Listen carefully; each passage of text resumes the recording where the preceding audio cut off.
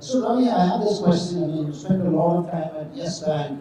You've seen the banking side, you've seen the startup side. If you fast forward to today, so like Madhu pointed out, in every sub-segment in fintech, whether it is grow, in investing, it is CreditBee, in lending, you've got people on the wealth management side, there's always somebody who's gone out, disrupted status quo, built a very large company that in essence should have been a banking revenue stream, right?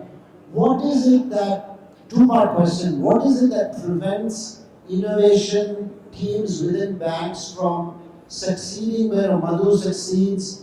A little bit of past history, if you go back to 2018-19, but if you fast forward that to today in an AI world, are we going to see a replay of a missed opportunity, or have banks and leaders within large financial services companies rethinking how they need to innovate?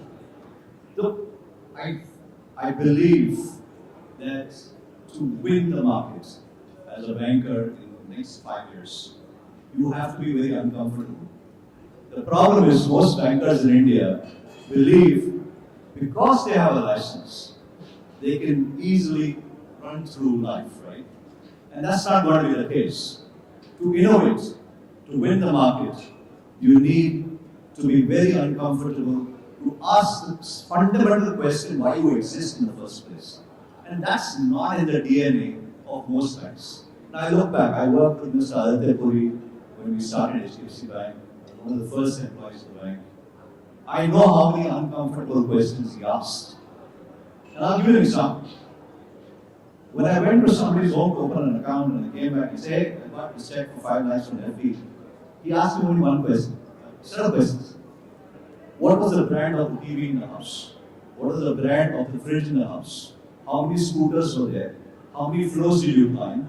Was there an elevator in the building? How old do you think the building was? And so on and so forth.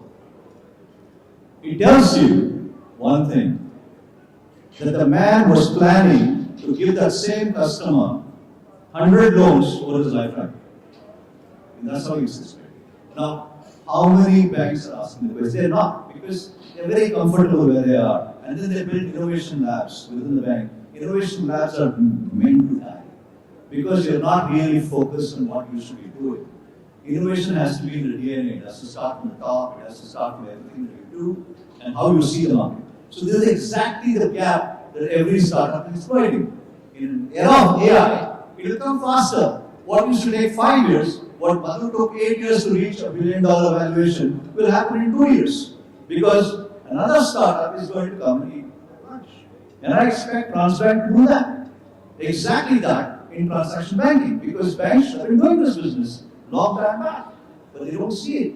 And at the core of it, there are only two things. One is understanding what your customer's data is, and how do you process it more efficiently and intelligently. Banks don't get this. And to do that, they have to allocate at least 15% of their budget in the next 3 years for tech. If they don't do that, and they're going to use tech for cost saving, they're wiped out. You'll just hold on to your license and it's just, that's about it.